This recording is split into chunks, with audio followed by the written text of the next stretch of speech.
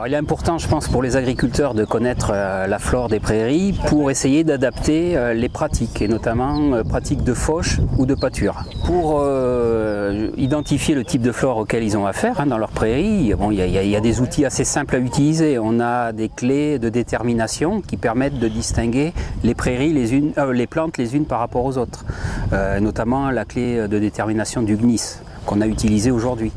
Après, il y a plus récemment, il y a la flore, donc la typologie multifonctionnelle des prairies, qui peut être un outil qui est assez facile d'utilisation, mais qui n'est pas forcément toujours utilisé par les agriculteurs. Je m'appelle Philippe Vors, je suis en GAEC avec ma femme, on est sur une exploitation d'une centaine d'hectares.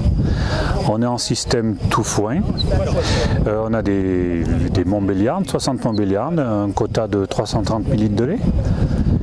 Et donc système tout foin au terbage de la coopérative de fromagère de Planaise. Bon, la Chambre d'agriculture m'a contacté pour savoir, enfin pour me demander si j'étais candidat à cette journée, ce que j'ai accepté. Et puis je trouve intéressant le fait de pouvoir avoir amélioré la connaissance au niveau de la flore. Pour moi, cette journée, ça a été un petit peu une journée de recyclage, c'est-à-dire que je suis venu voir un petit peu ou reconnaître un petit peu les prairies que l'on a sur notre zone pour permettre de mieux les utiliser. Et les travaux sur les prairies ont beaucoup avancé ces dernières années, donc on s'aperçoit et on peut reconnaître les prairies plus ou moins fertiles, les prairies à utiliser donc en ensilage, en enrubanage ou en pâture.